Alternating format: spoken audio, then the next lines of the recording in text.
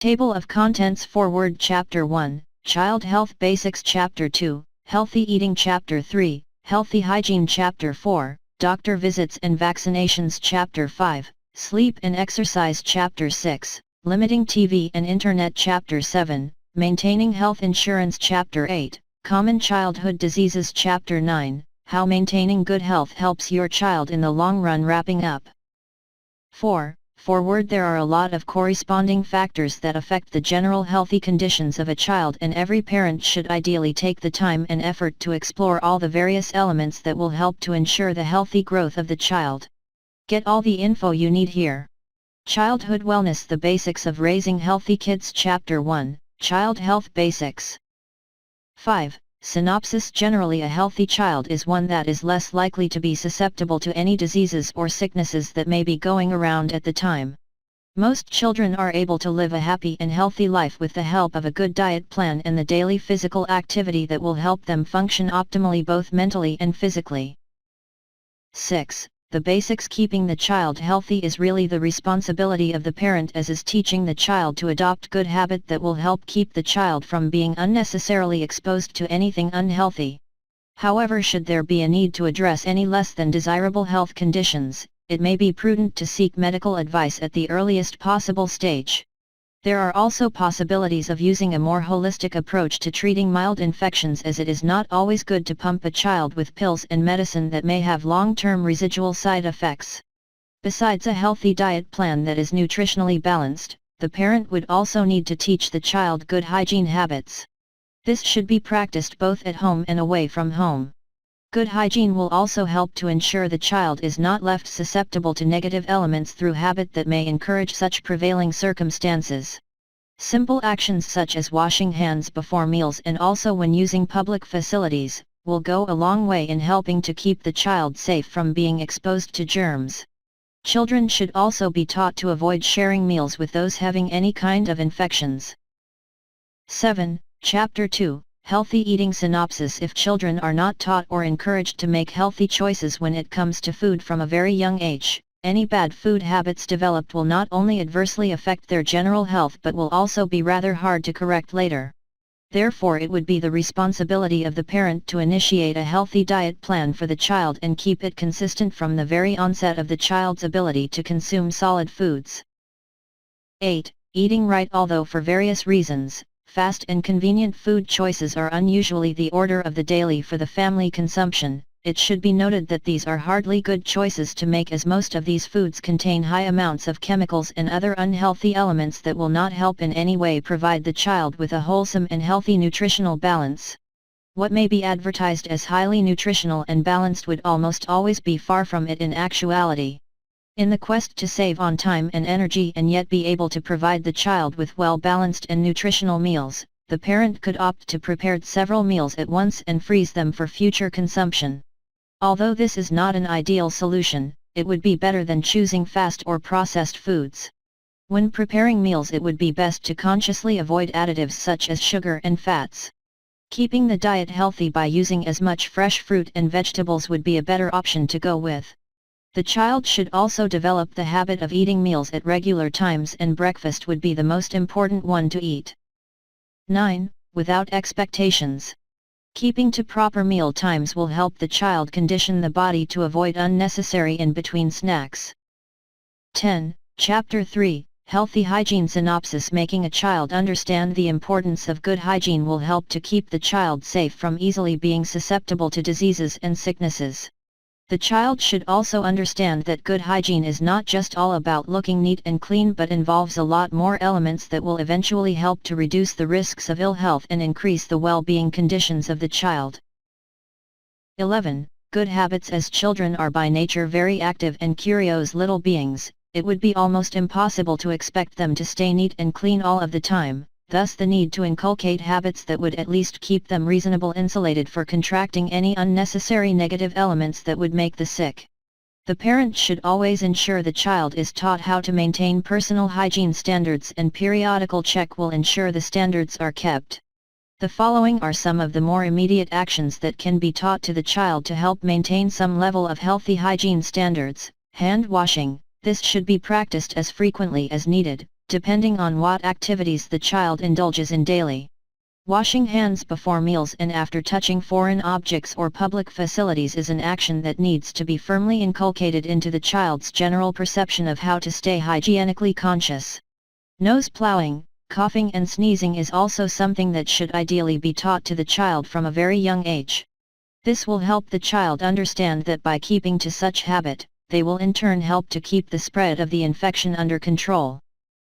12. Keeping nails and hair clean is also another good hygiene habit to teach the child. Dirt and germs are usually quite prevalent here, thus the need to ensure some standard of hygiene being kept. 13. Chapter 4, Doctor Visits and Vaccinations Synopsis. There are several different vaccinations that a child should receive to ensure the diseases are effectively kept at bay and the child is assured of a better and healthier quality of life. 14. Things that are required. However, during the course of these vaccinations being administered, the child may develop an adversity towards the idea of having to visit the doctor, as most of these visits would be linked to rather unpleasant incidences. Therefore, although the importance of the vaccination should never be overlooked in favor of appeasing the child's fears, exploring ways to make doctor's visits less stressful may be something to consider. However, too many visits to the doctor is also not really an advisable option to consider, as this too will expose the child to other infectious diseases that might be contracted from other children present at the doctor's office. Sometimes treating mild medical conditions at home should be considered first. The following are some of the more common vaccination and tests usually done at the doctor's office for the child. Birth. There is usually a need to do the common hepatitis B screening blood test while also conducting other corresponding checks to ensure all is well with the newborn baby. These checks will be consistently administered over the next 2 weeks should there be a need to keep the child under close supervision. 15. At the 2-month mark, the DTaP, HIV, PCV, rotavirus, and IPV vaccinations will be given to the child. These are generally administered at the doctor's office for the main purpose of keeping diseases such as diphtheria, tetanus, acellular pertussis, Hep B, Haemophilus influenza type B, pneumococcal diseases, and polio from infecting the child's immune system. The same is repeated at the 4-month interval as well as at the 6-month interval of the child's growth. At 12 months the child should be given MMR, hepatitis, and varicella vaccinations. 16. Chapter 5, Sleep and Exercise Synopsis. Having an active child is almost always a good sign, as this would signify that the child is well adjusted and happy. It would also mean that the child is growing well and hopefully able to access to a well-balanced and nutritional diet plan. Rest and proper exercise will help the child to grow into a healthy, happy, and mentally alert child. 17. Rest and play. Children should be encouraged to have a lot of physical activity in the daily life, as this will contribute positively to the stronger muscles and bone conditions. It will also ensure the child is less likely to become overweight. The risk of contracting a number of diseases will also be significantly decreased when the body condition is healthy due to the adequate amount of exercise it is conditioned to experience. Exercising regularly as a child will also help the child to have this same positive habit through into the adult phase in life too, thus giving the body the opportunity to be fit and healthy always. Taking the importance of exercise for granted and not incorporating a suitable regimen into the lifestyle of the child will eventually cause the child to experience alto of medical complications that will severely interrupt the child's ability to lead a healthy life. An hour a day would be an ideal target time frame for vigorous physical activity. This could be in the form of sports, games, jogging in the park, or simply brisk walking to and from school. Rest is also another important element that should be part of the child's daily regimen of the healthy lifestyle. Having an active exercise routine will help the child sleep better and thus contribute toward better overall body and mind conditions. An adequate amount of sleep will allow the child to be better prepared to 18. Face the day and both body and mind would have enjoyed adequate rest. 19. Chapter 6, Limiting TV and Internet Synopsis. Trying to limit the access a child has to TV and the Internet can be a challenge, especially if this course of action is rather sudden. Therefore, it would be advisable for the parent to start the limitations from a very early age and use other more beneficial activities as a possible positive distraction.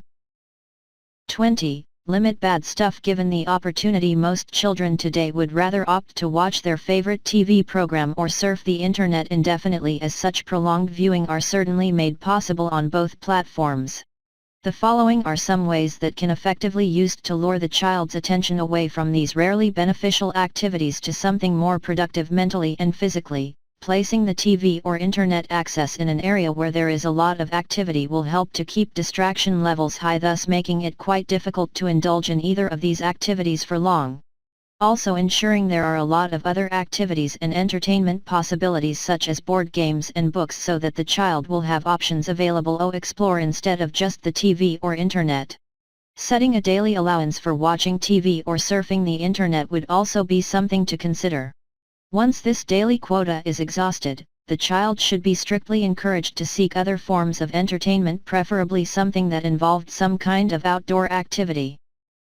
21. To ensure this is made more interesting, parent participation would be encouraged, as this will make the child feel wanted and thus make the whole exercise more enjoyable.